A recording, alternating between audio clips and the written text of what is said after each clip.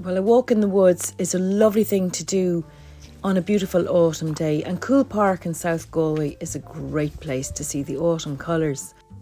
I'm Reuben Curé, and I'm delighted that you're going to join me as I look for something to sketch in the woods. It's a small place, but it's full of such a variety of trees. You're guaranteed something gorgeous at every pass. I went down to Coole to try and find something autumnal to sketch. And I have been in the park in the past when there's such a variety of fungi to be had. And even though there's been a lot of rain and the park is partially flooded in places, there weren't that many varieties of fungi to be found. Maybe it was a little bit early in the season. Well, there's a law in Ireland that only people with red hair are allowed to stray from the path and go into the forest in autumn, because we look so nice. We look so nice with all those golden colours.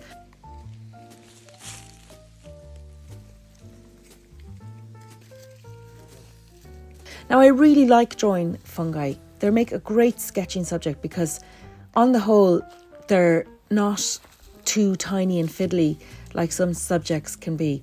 These ones are particularly chunky. Look how nice they are. Such lovely shapes. I really like these delicate little beasts. And Reuben is trying his best to up his red hair game by hanging a leaf from his muzzle.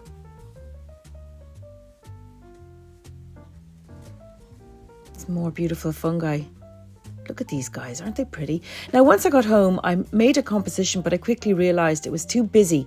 So I whittled it down to fewer objects. And I started my sketch by painting in watercolour without any ink line, because it means that you can make a mistake and you can wash it away if you don't like a line you've done. And that's exactly what happened with this little bit here. I started drawing a mushroom and then realised, nope, it was too close to the centre of the page, and I washed it away with water that could have been a bit cleaner. But you just pile on tons and tons of water until you get the paint back into solution, and then you can dry it off or dab it away. And once I'd done all my little bits of watercolour, I started painting in ink, but I'd run out of ink. So here's a quick recap on how I refill a pen. I wind the converter down to the bottom, pop it into the jar of ink, which I've thoroughly shaken, and twist the converter in the opposite direction. Close the pen. As soon as you get things clean, the less likely you are to make a big mess.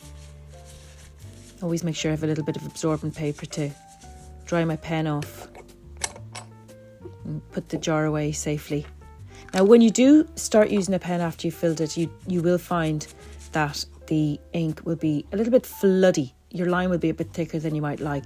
So for that reason, and I suppose because I haven't quite found my confidence zone, I'm doing my initial lines with a very skinny side of the nib, which gives a fine line. But I soon get into the hang of it, and I trace around my shapes, my watercolour shapes, with my pen. Next thing I want to do is to add the shadows once the ink is all dry, and I like putting them on before I go too far, because I don't know, it just makes everything look kind of realistic. Now, you want to make sure that your light is even. You can have two sources of light, as I have in this scene, but you don't want to have light that makes your shadows change dramatically. And now on to the painting.